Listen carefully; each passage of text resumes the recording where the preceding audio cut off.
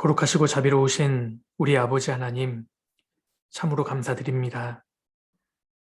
죄와 사망에서 저희를 건져 구원해 주시고 주님의 놀라운 자녀로 삼아 주신 은혜에 참으로 감사드립니다. 험악하고 고난이 많은 인생길에서 또 영원한 소망과 영광을 바라보며 살아갈 수 있는 이 귀한 시간을 주신 것 감사드립니다. 주님 오실 날이 얼마 남지 않은 마지막 때에 더욱 저희가 정신을 차리고 주의 말씀대로 또 순종하며 살아갈 수 있도록 도와주시옵소서. 우리 주변에 아직 구원받지 못하고 이뤄져 있는 많은 사람들이 있습니다.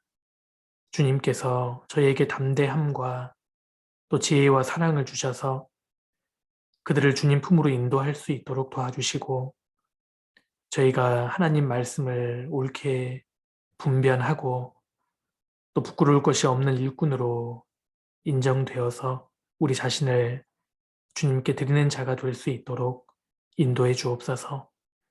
코로나19로 인해서 직접 모임을 갖지 못하고 이렇게 온라인으로 또 모이게 되었습니다. 어디에 계시든지 우리 형제 자매님들의 마음과 생각을 또 말씀으로 모아주시고 또 주님이 함께 하시는 이 교제 가운데 서로 발을 씻고 또 새 힘으로 채워주시기를 간절히 기도드립니다. 이번 한 주간 계획되어 있는 또한 중집회 주님이 함께 하셔서 많은 사람들이 말씀 앞에 나와 복음을 통해 구원을 받을 수 있도록 주님 도와주시옵소서. 오늘 모임의 시종도 오직 주께 의지합니다. 저희를 언제나 사랑하시는 예수님 이름으로 기도드렸습니다. 아멘. 우리 성경 같이 찾겠습니다. 구약 성경 호세아입니다. 호세아 1장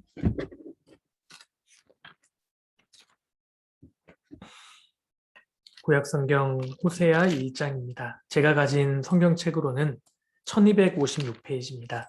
구약 1256페이지 호세아 1장입니다.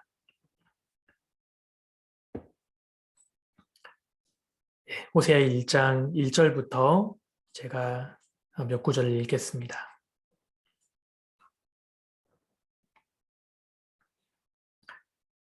우시야와 요담과 아하스와 히스기야가 이어 유다 왕이 된 시대 곧 요아스의 아들 여로보암이 이스라엘 왕이 된 시대에 부에리의 아들 호세아에게 임한 여호와의 말씀이라. 여호와께서 비로소 호세아로 말씀하시니라. 여호와께서 호세아에게 이르시되 너는 가서 음란한 아내를 취하여 음란한 자식들을 낳으라. 이 나라가 여호와를 떠나 크게 행음함이니라. 됐습니다. 호세아 선지자는 잘 아시는 대로 북이스라엘에 활동했던 하나님의 선지자입니다.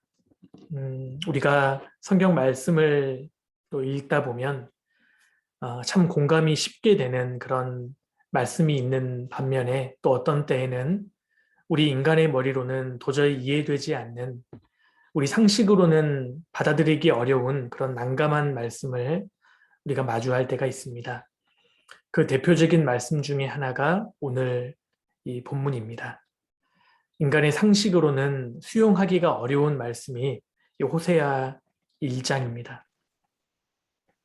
여기 나오는 음란한 여자라는 표현은 매춘부 혹은 창녀로 해석될 수 있는 단어입니다. 그런데 하나님께서는 호세아 선지자에게 너는 가서 음란한 아내를 취하여 음란한 자식들을 낳으라 이렇게 말씀하셨습니다. 어떻게 거룩하신 하나님께서 그것도 선지자에게 이런 요구를 하실 수 있을까요? 오히려 그런 음란한 여자와 결혼하겠다고 해도 말려야 하는 상황에 이 매춘부와 같은 여자랑 결혼하라고 하신 겁니다. 지금의 정서에 비추어 봐도 용납하기 어려운 말씀인데 더구나 이 호세아 당시의 상황은 이 정도가 아니었습니다. 구약시대의 율법은 음행을 저지르다가 들키면 돌로 쳐 죽이라고 명령합니다. 이런 엄격한 사회적 분위기 속에서 하나님께서는 선지자 보고 음란한 여자와 결혼하라고 요구하신 겁니다. 언뜻 참 이해하기 어려운 말씀이죠. 그런데 그보다 더 이해가 안 되는 것은 호세아가 그 요구에 묵묵히 순종했다는 사실입니다.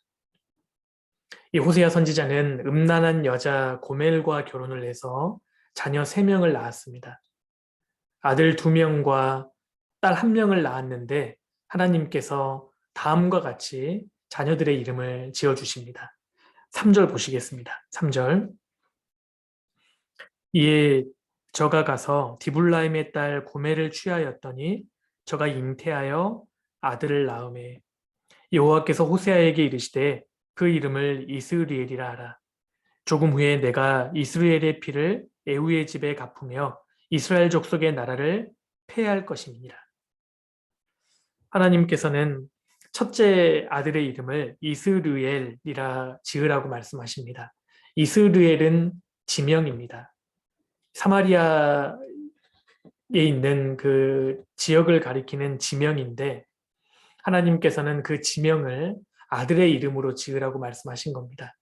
그 이유를 뒤에 설명하셨죠?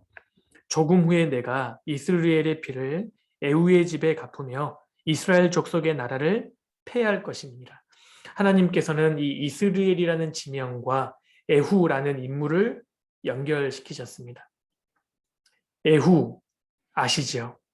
당시 북이스라엘의 권력을 갖고 있던 아합 왕과 이 아합에게 속한 자를 다 진멸했던 인물이 바로 이 에후입니다. 그리고 그가 아합에게 속한 사람들을 대량 학살했던 장소가 바로 이스라엘입니다.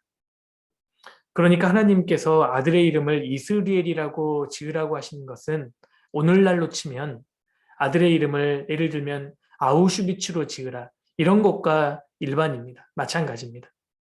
어떻게 보면 참 이해할 수 없는 비상식적인 그런 하나님의 요구라고 할 수 있습니다. 그리고 호세아가 둘째를 낳았는데 딸이었습니다. 하나님께서 또 이런 요구를 하십니다. 6절입니다. 고멜이 또 잉태하여 딸을 낳음에 여호와께서 호세아에게 이르시되 그 이름을 로루하마라 하라. 내가 다시는 이스라엘 족속을 긍휼히 여겨서 사하지 않을 것임이니라. 딸의 이름을 로루하마라고 지으라고 하셨습니다. 히브리어로 루하마는 긍휼, 자비를 의미하는 비교적 좋은 단어입니다. 그런데 거기에다가 부정을 나타내는 접두어 로를 붙여서 로루하마라고 지으라고 하신 겁니다. 이것을 직역하면 긍휼을 받지 못하는 사람이라는 뜻입니다.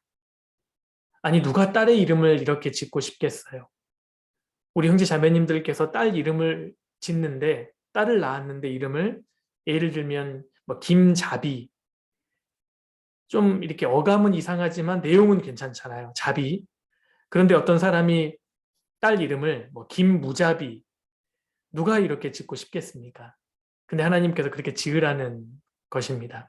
또 막내 아들을 낳았습니다. 9절에 여호와께서 이르시되 그 이름을 로암미라 하라.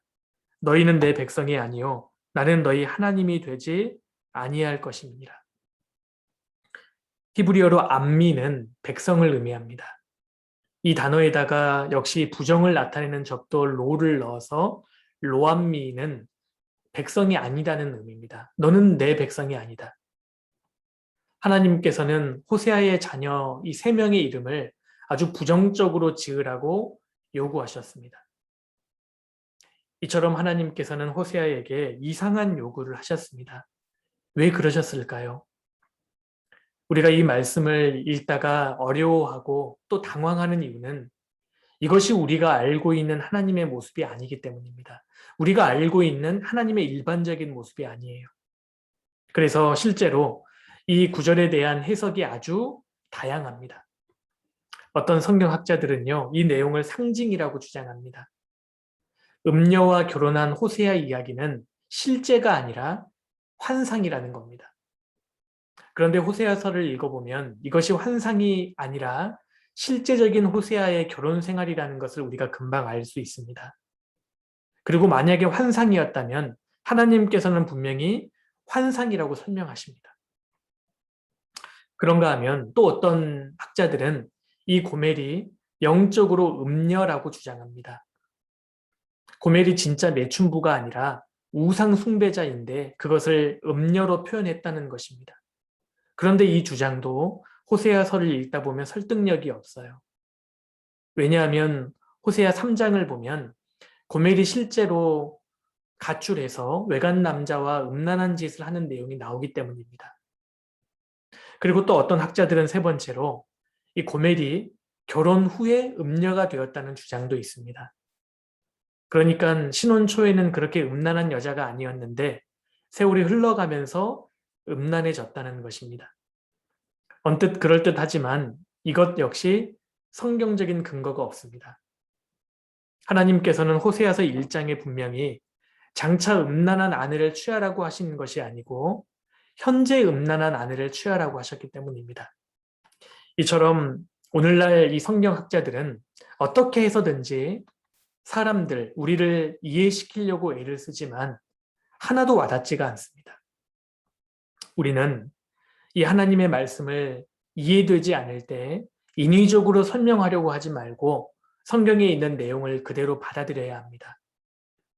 실제로 음란한 여자 고멜과 결혼하라는 그 이상한 명령에 호세아는 바보같이 순종했습니다. 우리는 내 머리로 납득이 안 되면, 내 상식으로 이해되지 않으면 움직이려 하지 않는 성향을 가지고 있습니다. 그런데 이 호세아는 아무런 조건 없이 그 부당한 요구에 묵묵히 순종했습니다. 예수님의 어머니 마리아는 또 어떠했습니까? 하나님께서 마리아에게 요구하신 것은 사실 호세아에게 요구하신 것과 비교가 되지 않습니다. 아니, 처녀에게요, 너를 통해서 그리스도를 낳게 하겠다. 당시 처녀가 임신했다고 하면 즉시 사형입니다. 그런데 이런 어이없는 명령을 마리아에게 하시는데 마리아는 그것을 묵묵히 순종합니다. 누가복음 1장 38절에 주의 계집종이오니 말씀대로 내게 이루어지이다. 성경은 좀 간단하게 기록되어 있지만 마리아에게 고뇌가 없었던 것이 틀림없이 아니었을 겁니다. 얼마나 그녀에게 갈등이 많았을까요? 마리아는 참 많은 눈물을 흘렸을 거라고 생각합니다. 그런데 놀라운 것은 마리아는 여기 앉아있는 자매님들과 같이 아주 평범한 여인이었다는 겁니다. 호세아 1장에서 호세아 선지자는 그 이상한 명령에 하나님께 순종합니다. 3절 보세요. 이에 저가 가서 디블라임의 딸 고멜을 취하였더니 저가 잉태하여 아들을 낳으매. 여기 3절에 처음에 나오는 이에라는 이 단어는 망설임 없이 순종했음을 강조하는 표현입니다. 곧 이에 저가 가서. 우리는 하나님께서 호세아에게 이런 이상한 요구를 하시는 것에는 분명히 납득할 만한 이유가 있을 것이라고 고민하지만 정작 당사자인 호세아는 그 요구를 그대로 수용하고 있습니다. 우리에게 많은 생각을 하게 하는 대목 아닙니까? 우리는 내 머릿속에 하나님을 이해하기 위해서 이걸 설명해 보려고 노력하지만 정작 당사자였던 호세아는 그것을 묵묵하게 받아들였다는 것입니다. 이 본문에서 호세아 선지자를 통해서 우리가 얻을 수 있는 몇 가지의 교훈들을 좀 생각해 보고자 합니다. 그 중에 중요한 첫 번째가 있습니다. 첫 번째로요. 하나님께서는 때때로 내 생각의 한계를 뛰어넘는 순종을 원하신다는 겁니다. 하나님은 내 상식의 한계를 뛰어넘는 순종을 원하세요. 호세아와 같은 선지자인데 하나님 말씀에 불순종의 자리로 빠졌던 대표적인 인물이 바로 요나입니다. 호세아 1장은 잠깐 잡아두시고요. 우리 요나서 1장을 넘겨보겠습니다. 요나서 1장입니다. 오늘 제가 좀 찾기 애매한 성경만 찾죠?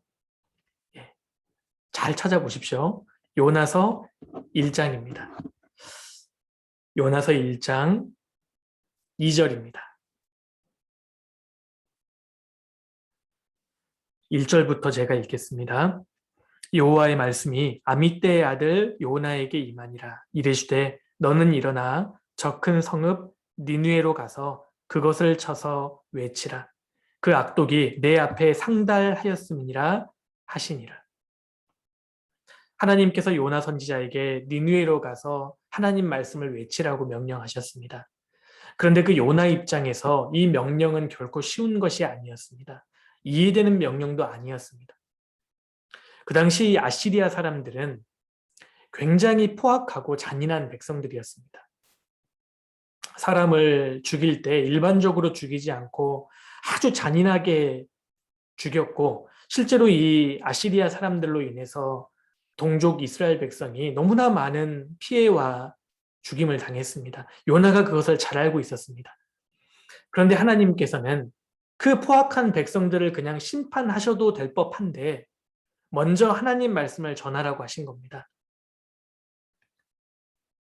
이 포악한 백성들에게 가서 말씀을 전한다는 것은 결코 쉬운 것이 아니었지만, 그러나 호세아에게 주신 명령에 비하면 사실 아무것도 아니었습니다. 그런데 요나는 불순종합니다. 3절입니다.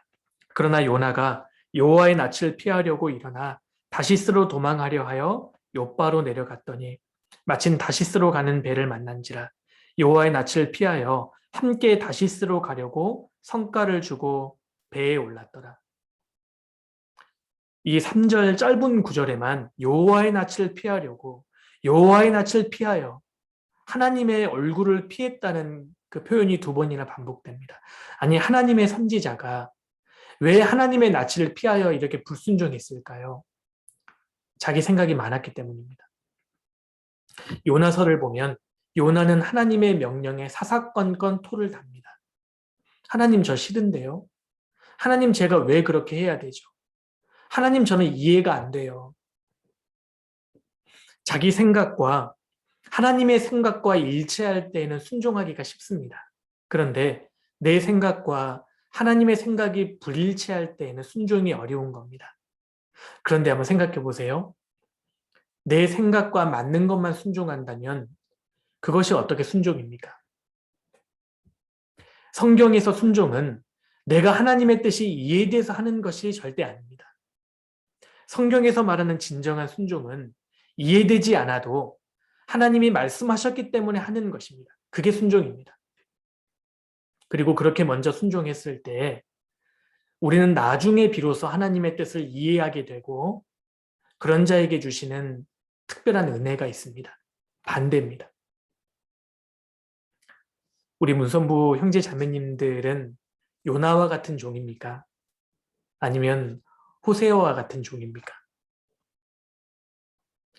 그래서 구원받은 지 오래되고 믿음이 좋다고 하는 성도들도 쉽게 이 올무에 빠집니다. 자기가 경험한 그 신앙 세계 밖에서는 순종하지 않는 태도. 그래서 자칫 잘못하면 구원받은 지 오래된 성도에게서 볼 수 있는 부작용이요, 편협하다는 것입니다.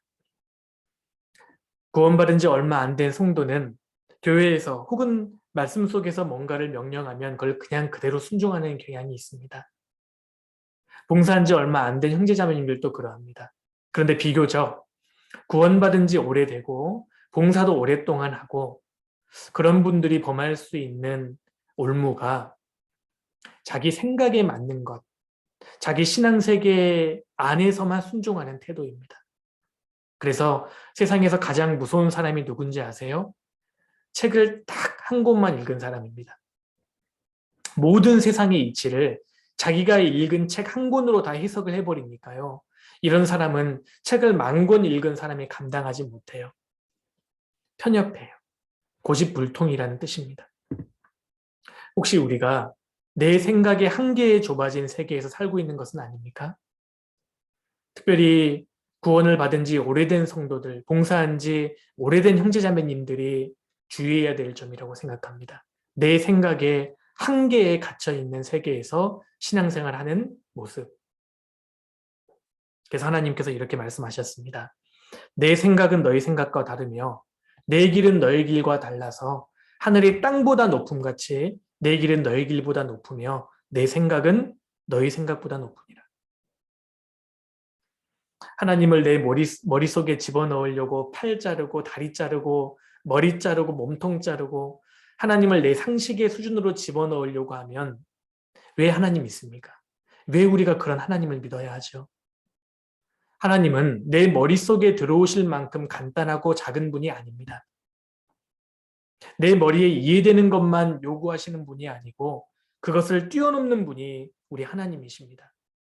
그래서 호세아서 1장에서 우리가 구하고 또 구해야 하는 것이 자기 생각을 뛰어넘는 순종입니다. 바보 같은 순종. 하나님께서는 이 바보 같은 순종을 하기를 원하십니다. 순종이 제사보다 낫고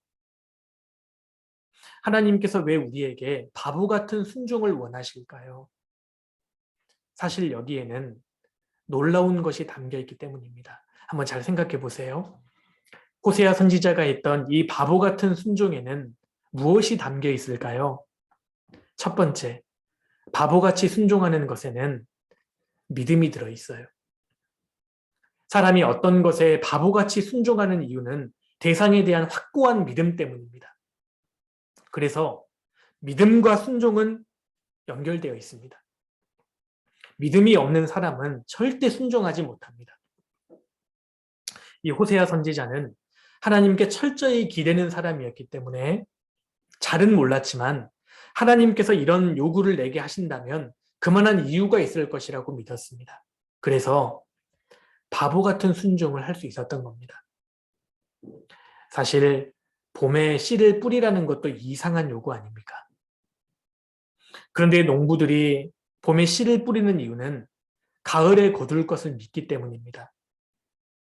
사실 우리가 경험적으로 가을에 곡식을 거둔다는 것을 알고 있어서 그렇지 그걸 모른다면 봄에 씨를 뿌리는 것은 이상한 행동입니다. 사실 불신자들도 믿음 있는 행동을 하고 있는 겁니다. 가을에 거둘 것을 믿기 때문에 봄에 씨를 뿌리는 겁니다. 믿음을 가진 사람만이 바보 같은 순종을 할 수 있습니다. 우리가 정말 이해되지 않는 상황에 처할 때, 내 인생에 정말 극심한 고난이 찾아올 때, 정말 내 생각과 맞지 않는 것을 하나님께서 요구하실 그때에 나의 진정한 믿음이 드러납니다. 그리고 하나님 말씀에 정말 마음을 정한 사람은 무모해집니다. 하나님께서 말씀대로 하시겠지. 하나님이 내게 이걸 요구하셨다면 어떻게든 되겠지. 그 이상한 요구에 바보같이 순종했던 또 다른 한 여인을 만나보겠습니다. 열왕기상 17장입니다. 열왕기상 17장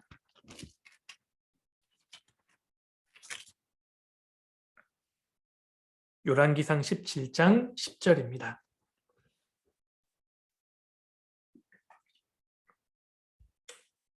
열왕기상 17장 10절입니다.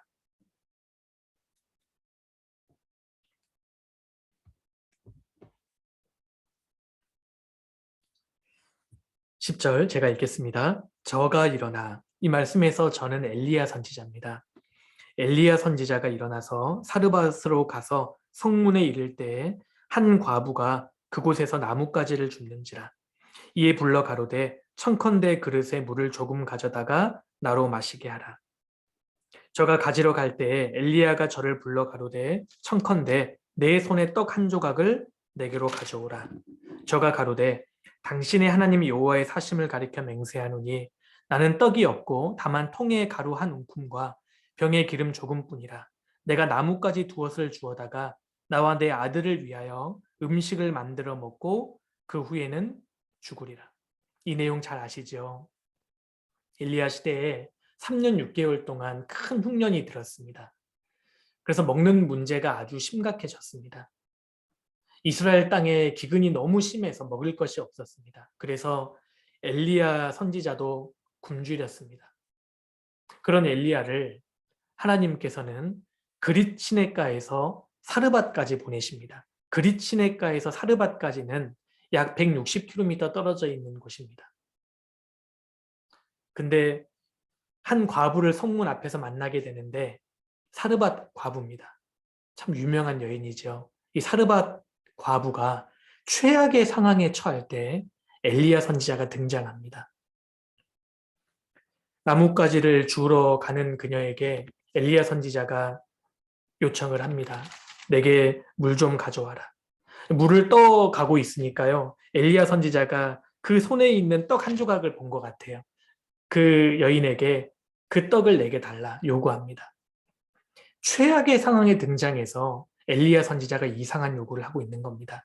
그러자 이 여인이 나는 떡이 없고 다만 통에 가루 한 움큼과 병에 기름 조금뿐이라 나뭇가지를 주워다가 음식을 만들어 먹고 이제 죽으려고 합니다. 이렇게 고백을 하니까요. 엘리야가 이상한 요구를 하죠. 13절입니다. 엘리야가 저에게 이르되 두려워 말고 가서 내 말대로 하려니와 먼저 그것으로 나를 위하여 작은 떡 하나를 만들어 내게로 가져오고 그 후에 너와 내 아들을 위하여 만들라. 이스라엘 하나님 여호와의 말씀이 나 여호와가 비를 지면에 내리는 날까지 그 통에 가루는 다하지 아니하고 그 병의 기름은 없어지지 아니하리라 하셨느니라. 그거 먼저 내게 가져오라는 겁니다. 그러면 비가 내리는 날까지 그 통의 가루는 다하지 않을 것이고 그 병의 기름은 없어지지 않을 것이다. 여기 계시는 우리 형제 자매님들께서 사르밧 과부라면 이 상황에서 어떻게 하셨겠습니까? 우리 자매님들 어떻게 하셨겠어요? 하나밖에 없는 아들과 마지막 그 빵을 만들어 먹고 이제 죽겠다. 그 최악의 순간에 있는데 하나님의 선지자라는 사람이 나타나서 먼저 가져오라는 겁니다. 아마 우리 같으면 호통쳤을지도 몰라요. 상식적으로 말이 안 되는 소리잖아요. 통에서 가루가 병에서 기름이 계속 나올 수 없지 않습니까? 마귀가 사르밧 과부에게 아마 속삭였을 겁니다. 야, 저 엘리야 사기꾼이야. 너 지금까지 그런 적이 있었어? 그게 가능한 일이니? 너 엘리야에게 바치면 무조건 손해보는 거야. 마귀는 불화살을 계속 날렸을 겁니다.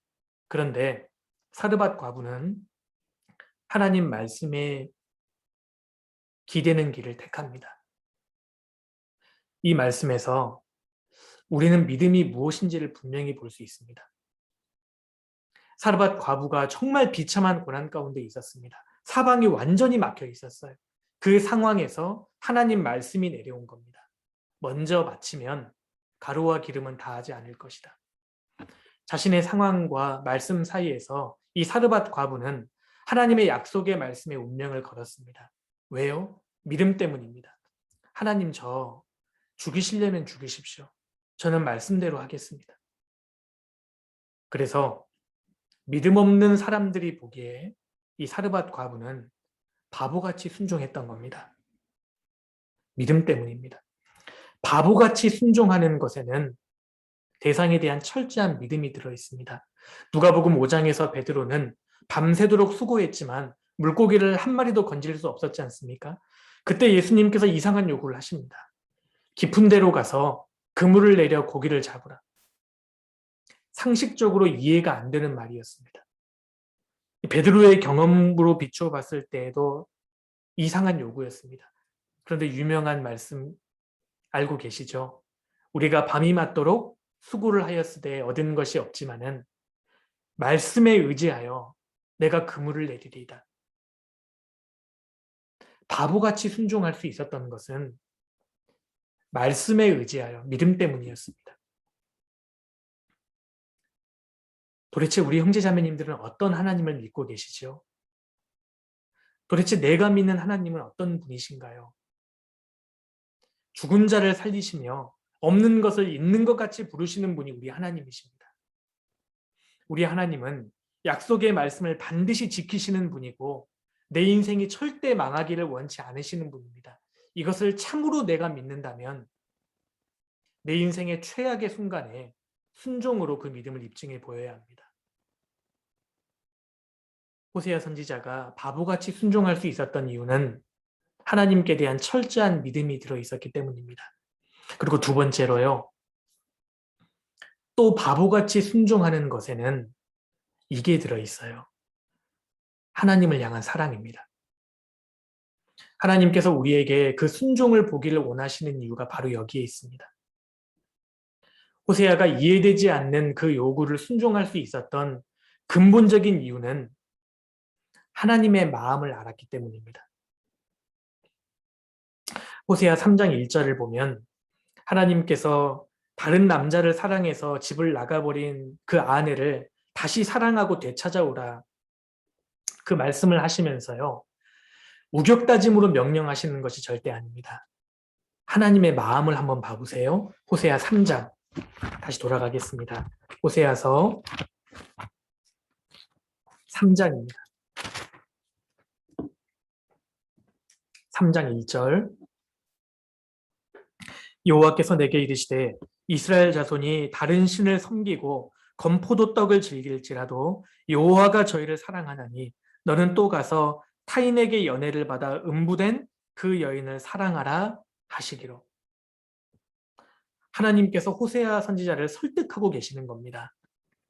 다른 남자를 사랑해서 음부가 되어버린 그 여인을 사랑해서 되찾아오라 말씀하시면서 무슨 말씀을 하시냐면, 이스라엘 자손이 다른 신을 섬기고 건포도 떡을 즐길지라도, 아스타로 신전에 바쳐진 떡이 건포도 떡이었습니다.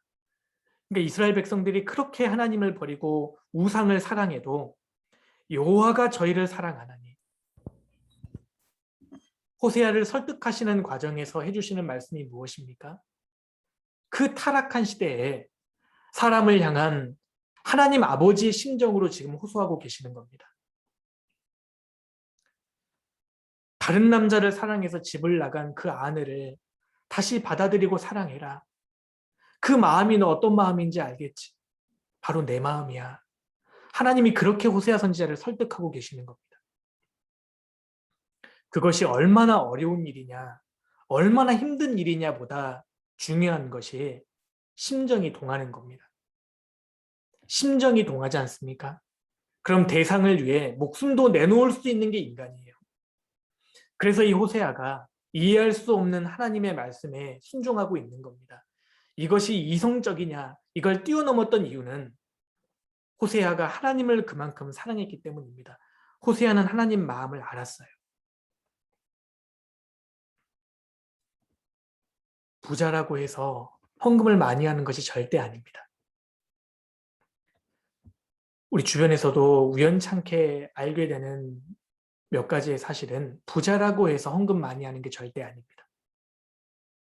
자기도 정말 어려운데 몇백만 원, 몇천만 원 헌금하시는 분들 보면 답이 간단해요. 심정이 동했기 때문입니다. 신앙은 하나님의 심정이 동하는 겁니다. 바알을 숭배하는 종교는 기계적으로 하는 겁니다. 땅을 파라고 하면 파고요, 메우라고 하면 메우고. 그런데 우리 하나님은 그런 분이 아니십니다. 우리가 기계적으로 순종하는 것이 아니라 그 이전에 그 타락한 시대를 향한 하나님의 심정에 동해야 합니다. 진짜 하나님의 종은 그 시대를 향한 하나님의 심정을 이해하는 종이거든요. 하나님께서는 하나님의 마음을 공감하는 자를 정말 사랑하십니다. 누가복음 15장 탕자의 비유에서 큰아들의 치명적인 결함이 이거 아닌가요? 아버지에게요, 저는요 제 동생과 달라요. 아버지, 제가 가출을 했습니까? 내가 뭐 낭비를 했나요? 저는 효자예요. 그런데 그 탕자의 비유에서 이 큰아들이 둘째 아들 못지않은 탕자인 이유가 무엇입니까? 기계적으로 아버지가 시키는 일은 했지만 큰아들은 아버지의 마음을 몰라도 너무 몰랐습니다. 그 방탕한 둘째 아들을 품에 껴안고 손에 가락지를 끼우고 송아지를 잡아 잔치하면서 기뻐하는 아버지의 심정을 큰아들은 하나도 몰랐어요. 그래서 큰아들도 탕자라는 겁니다. 우리 가정에서 연로하신 어머니가, 연로하신 아버지가 자식들 키워가지고 일확천금을 기대하시나요? 아닙니다. 연로하신 부모님이 원하시는 것은 사실 딱 하나예요. 자식들이 부모가 나이 들어간다는 것이 얼마나 외로운 것인지, 늙어간다는 것이 얼마나 서러운 것인지를 공감해 주기를 원하는 겁니다. 신앙이 그와 같아요. 신앙은 하나님의 마음을 공감하는 겁니다. 오늘날 이 탕자의 비유에서 큰아들과 같은 그리스도인들이 너무나 많다는 것이 사실 가슴 아픈 일입니다. 주님이 우리에게 무엇을 보기를 원하실까요? 모든 것을 다해서 주님을 정말 사랑하느냐? 주님을 모든 것보다 더 사랑하느냐? 주님은 이걸 물으실 겁니다. 주님이 왜 이것을 우리에게 물으실까요? 가만히 생각해 봅시다. 주님이 왜 이것을 물으실까요? 왜냐하면 주님이 먼저 우리를 위해서 바보 같은 순종을 하셨기 때문입니다. 아니, 창조주가 왜 피조물을 위해서 십자가에서 그렇게 비참하게 죽습니까? 이것부터 바보 같은 순종이었습니다. 십자가의 도가 멸망하는 자들에게는 미련한 것이요, 구원을 얻는 우리에게는 하나님의 능력이라. 오늘날 우리가 추구해야 되는 삶은 바보 같은 순종의 삶을 사신 예수 그리스도가 걸어가신 그 길입니다. 그래서 주님은 주님의 마음을 이해하고 바보같이 순종하는 사람을 원하십니다. 아니, 주님을 정말 사랑하는데 음란한 여인을 아내로 맞아들이는 것이 문제겠습니까? 주님을 정말 사랑하는데 자식들 이름을 이상하게 짓는 것이 문제겠습니까? 주님을 정말 사랑한다면 남들보다 수고하고 희생하는 것이 문제겠나요? 주님을 참으로 사랑하는 사람은 바보 같은 순종을 할 수 있습니다. 이 바보 같은 순종과 관련해서 둘째가라면 서러운 사람이 사도 바울입니다. 바울은 바보 같은 순종을 하다가 감옥에 갇혔습니다. 그런데 그가 감옥에서 쓴 글을 한번 읽어보세요. 빌립보서 2장입니다. 빌립보서 2장 17절입니다.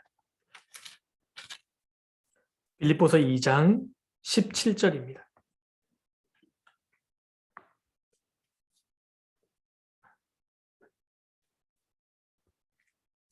빌립보서 2장 17절. 만일 너희 믿음의 재물과 봉사 위에 내가 나를 관제로 드릴지라도 나는 기뻐하고 너희 무리와 함께 기뻐하리니 이와 같이 너희도 기뻐하고 나와 함께 기뻐하라. 사도 바울이 감옥에서 쓴 편지입니다. 내가 나를 하나님께 관제로 드릴지라도, 이 관제는 하나님께 부어드리는 제사입니다. 그러니까 사도 바울은 내가 피를 내어서 내 모든 피를 주님께 부어드릴지라도 나는 억울하다? 나는 기뻐하고 너희 무리와 함께 기뻐하리니 너희도 기뻐하고 나와 함께 기뻐하라. 이거 바보 아닙니까? 다메섹 도상에서 예수님을 만나 구원을 받은 이후로 사도 바울은 완전히 인생이 바보로 바뀌어버렸습니다.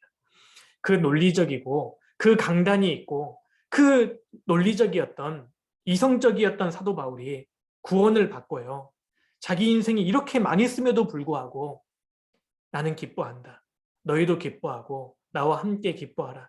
이거 바보입니다.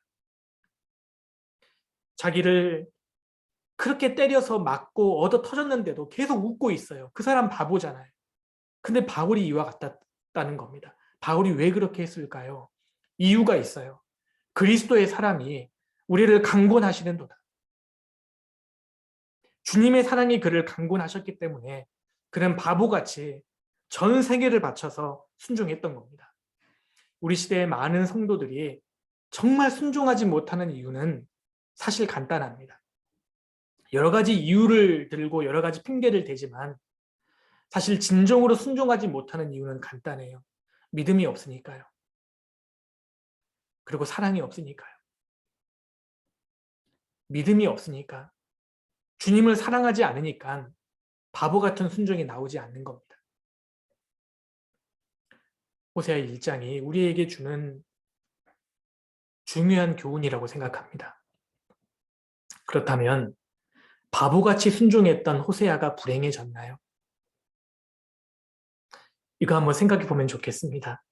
호세아는 그 하나님의 이상한 요구에 조종당한 인생인가요? 호세아는 그 악한 음란한 아내에게 희생된 인생입니까? 절대 그렇지 않습니다. 바보 같은 순종의 결과는 불행이 아니라 행복입니다. 마리아도 마찬가지였습니다. 그 평범한 마리아가 믿음으로 하나님 말씀에 순종했더니, 바보처럼 순종했더니 그녀가 불행해졌나요? 아닙니다. 2000년이 지난 지금까지 수많은 성도들에게 사랑과 존경을 받는 여인이 되었지 않습니까? 사르밧 과부는 어떠했죠? 사르밧 과부가 그렇게 바보처럼 순종하니까 정말 그녀의 인생이 불행해졌습니까? 하나님께서 엘리야를 사르밧 과부에게 보내신 이유는 그녀를 괴롭게 하시기 위해서가 아니었습니다. 그녀를 정말 도와주시려고 했던 겁니다. 때로 하나님께서 왜 내게 어려운 것을 요구하실까요? 왜 하나님께서 내 생각과 맞지 않는 길을 때론 내게 허락하실까요? 왜 사랑하기 힘든 사람에게 사랑하라고 요구하실까요? 나를 괴롭히시려고요? 아닙니다. 내 인생을 정말 축복하시려고 요구하시는 겁니다. 요나같이 자기 마음대로 순종하기를 거부했던 사람은 풍랑을 만나서 자기도 죽을 고생을 하고 주변 사람도 고생시켰습니다. 그런데요, 이 호세아 같이 바보같이 순종했던 사람은 자기도 행복할 뿐만 아니라 지금까지도 위대한 인생으로 기억되고 있습니다. 이 모순 같은 법칙을 경험해 본 적 있습니까? 우리 형제 자매님들께서는 이 모순 같은 법칙을 정말 경험해 보신 적이 있나요? 우리가 신앙생활을 하면서 이것 경험하다가 주님 앞에 서야 되지 않겠습니까? 바보처럼 순종하는 사람은 제3의 길을 걷게 됩니다. 내 상황은 이게 아닌데 하나님께서 다른 걸 요구하셨다면 묵묵히 바보처럼 그 길을 걸어갔던 사람은요, 이상하게도 세상이 알지 못하는 제3의 길을 분명히 걷게 됩니다. 이스라엘 백성들 앞에 길이 없었지 않습니까? 근데 바보처럼 요단강을 밟았을 때 길이 생겼습니다. 주님 뜻대로 순종하는 사람은 주님 앞서서 일해 주십니다. 사방이 막혔을 때, 막다른 골목길에 처했을 때 위는 열려 있지 않습니까? 주님께서 바보같이 순종하는 사람을 그 인생을 반드시 책임지십니다. 신명기 33장을 찾겠습니다. 신명기 33장입니다.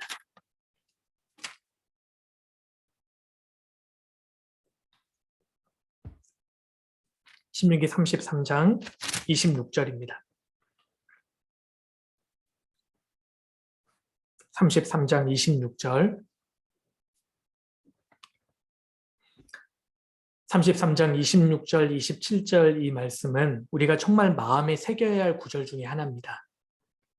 26절 여수run이여 예루살렘의 애칭입니다. 하나님 같은 자 없도다. 그가 너를 도우시려고 하늘을 타시고 궁창에서 위엄을 나타내시는도다. 하나님께서는 내 인생을 도와주시려고 지금 하늘을 타고 가까이 오고 계십니다. 그런데 하나님께서 모든 사람을 도와주시는 것은 아닙니다. 27절 영원하신 하나님이 너의 처소가 되시니 그 영원하신 팔이 내 아래 있도다. 그가 내 앞에서 대적을 쫓으시며 멸하라 하시도다. 순종하는 사람에게는 제3의 길이 있습니다. 어떤 사람에게입니까? 영원하신 하나님이 너의 처소가 되시니 이 말씀이 먼저입니다.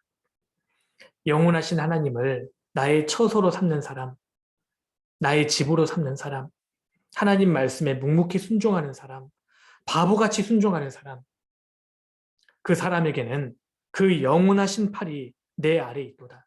하나님의 그 전지전능하신 팔이 내 아래에 있다는 것은요, 주님이 나를 안고 계시다는 뜻입니다. 주님이 나를 품어주시고요. 더 나아가서 그가 내 앞에서 대적을 쫓으시며 멸하라 하시도다. 주님을 자기 처소로 삼는 사람, 묵묵히 바보처럼 순종하는 사람은 주님의 팔이 그 사람 아래에 있고 주님께서 앞서서 대적을 쫓아주시고 멸해주시는 겁니다. 주님은 내가 가야 할 길을 알고 계시기 때문에 바보같이 순종하는 사람, 그 사람의 인생은 이리저리 피해서 가장 정확한 정로로 인도하실 수 있는 겁니다. 너희가 노년에 이르기까지 내가 그리하겠고 백발이 되기까지 내가 너희를 품을 것이다. 내가 너희를 노년까지 품어줄 것이다. 성경에서 주님께서 내게 말씀하실 때, 교회를 통해서 내게 어떠한 말씀을 주실 때 우리는 그 말씀에 일단 순종해야 합니다. 머리로 이해되지 않아도 묵묵히 나아갈 수 있는 바보 같은 순종이 필요해요. 그리고 우리 주변에서 순종하지 않고도 잘 사는 사람을 부러워하지 말아야 합니다. 간혹 교회 안에서도 구원은 받았지만 순종하지 않고도 인생이 잘 풀리는 사람을 우리는 보곤 합니다. 그 사람 부러워하지 말아야 합니다. 아브라함이 기근을 피해서 애굽으로 내려가서요. 사라를 누이라고 속여서 그 결과 엄청난 돈을 벌었습니다. 아브라함이 복을 받은 겁니까? 기근이 아무리 심해도 애굽으로 내려가지 말아야 했습니다. 올라오면서요. 하갈을 데려옵니다. 나중에 아브라함 몸종으로 하갈을 주게 되고 그 집안에 엄청난 갈등이 생기고 하갈 밑에서 이스마엘이 태어났습니다. 이스마엘 후손이 아랍 사람이잖아요. 4,000년 동안 지금까지 계속 이스라엘과 아랍이 싸우고 있습니다. 그러니까 아브라함이 애굽으로 내려가서 얻은 것은 물질 조금이고요. 나머지는 엄청난 화근이 되었습니다. 하나님 말씀을 어기면 무조건 손해를 보게 됩니다. 에이, 성경 말씀 이거 조그만 거 어겨도 괜찮겠지. 나중에 알게 될 겁니다. 순종이 가장 현명한 길입니다. 고멜 같은 여자를 사랑하는 것은 정말 어렵고 힘들고 괴로운 일입니다. 그러나 그 말씀에 순종하기 위해서 몸부림치는 그 바보 같은 사람에게 주시는 하나님의 위로가 있습니다. 하나님은 바보같이 순종하는 자를 사랑하시고 축복해 주세요. 그리고 마침내 바보같이 순종하는 사람은 그가 바보가 아니었음이 드러날 겁니다.